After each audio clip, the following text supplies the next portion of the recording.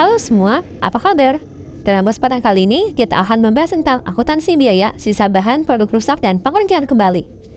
Namun sebelum itu, perkenalkan, nama saya Maidina Guldarofi dengan NIM 112411098. Baik teman-teman semua, yang pertama kita akan membahas tentang pengertian akuntansi biaya. Apa itu akuntansi biaya? Akuntansi biaya adalah cabang dari akuntansi yang berfokus pada pengumpulan, pengukuran, analisis, dan pelaporan biaya terkait dengan produksi barang dan jasa. Selanjutnya, kita akan membahas tentang manfaat perhitungan dari akuntansi biaya. Yang pertama, ada efisiensi biaya, di mana menghindari pemborosan dan mengarahkan perusahaan pada keputusan yang hemat biaya. Selanjutnya, ada evaluasi kinerja produksi, di mana dapat mengevaluasi apakah bagian produksi bekerja dengan baik atau banyak melakukan kesalahan. Dan yang ketiga, ada transparansi dan akuntabilitas, yaitu memastikan semua biaya tercatat dengan jelas dan tanggung jawab bisa ditelusuri. Selanjutnya, kita akan membahas tentang sisa bahan atau scrap material. Apa sih sisa bahan itu? Sisa bahan adalah material yang tersisa dari proses produksi yang tidak dapat digunakan kembali untuk tujuan semula, namun masih bisa memiliki nilai ekonomis dan dapat dijual atau digunakan dalam proses lain. Selanjutnya, dalam proses fabrikasi, sisa bahan dapat berasal dari A. Pengolahan kurang baik, kemudian B. Suku cadang rusak atau cacat yang tidak bisa diretur, C. Stok bahan terlalu lama, D. Kegagalan mesin atau bagian-bagian rusak akibat kecerobohan karyawan, dan E. Penghentian proyek-proyek percobaan. Selanjutnya, ada alternatif perlakuan akuntansi terhadap scrap. Yang pertama, ada sisa bahan yang tidak laku dijual. Ada dua kemungkinan. Yang pertama, apabila sisa bahan terjadi karena pengerjaan pesanan tertentu, biaya pembuangan atau pemusnahan dapat menambah elemen biaya bahan baku pemesanan yang bersangkutan. Selanjutnya, apabila sisa bahan secara normal terjadi dalam kegiatan produksi, maka dapat diperlakukan sebagai elemen biaya overhead pabrik sesungguhnya. Yang kedua, ada sisa bahan yang laku dijual. Ada beberapa alternatif perlakuannya, yaitu yang pertama, jumlah pendapatan ditutup ke ikhtisar laba rugi dengan mengakui adanya penjualan bahan baku sisa atau pendapatan lain-lain, di mana perhitungan yaitu kas atau piutang usaha terletak di debit, kemudian pendapatan lain-lain ditaruh di kredit. Selanjutnya yang kedua, ada jumlah pendapatan dikreditkan ke harga pokok penjualan atas produk utama perusahaan, di mana kas atau piutang usaha berada di debit, harga pokok penjualan berada di kredit.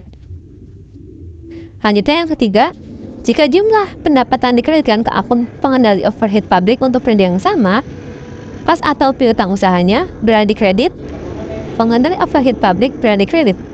Yang keempat, jika bahan baku sisa mampu ditelusuri ke masing-masing pesanan, dapat langsung menjadi pengurang atas biaya bahan baku yang dibebankan untuk pesanan tersebut, di mana kas atau piutang usaha berada di debit, produk dalam proses berada di kredit. Selanjutnya yang terakhir, jika harga jual bahan baku sisa memiliki nilai yang signifikan, maka bahan baku sisa atau akan dicatat sebagai persediaan dalam kartu persediaan pada saat bahan baku sisa diserahkan oleh bagian produksi. Penulisannya yaitu kas atau piutang usaha berada di kredit, produk dalam proses berada di kredit. Selanjutnya kita akan membahas tentang produk rusak atau spoiler. Produk rusak adalah unit produksi yang tidak memenuhi standar produksi dan tidak dapat diperbaiki karena secara teknik tidak memungkinkan atau tidak ekonomis. Contohnya, roti yang dipanggang terlalu lama sehingga terlalu matang dan berwarna hitam atau gosong.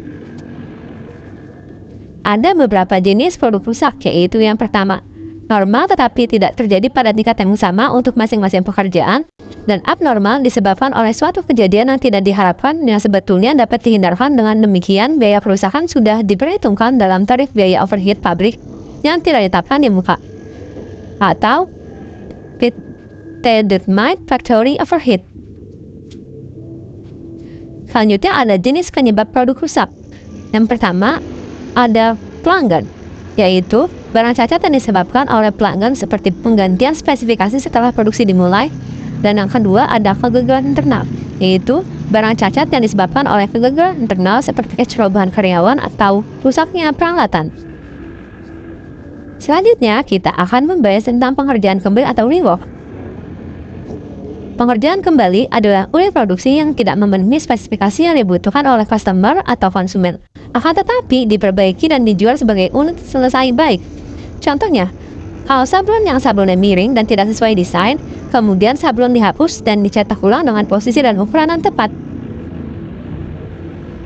Ada 3 jenis pengerjaan kembali, yaitu yang pertama, pengerjaan ulang normal yang disebabkan oleh pekerjaan tertentu yang mana biaya rework yang terjadi dibebankan pada pekerjaan tersebut.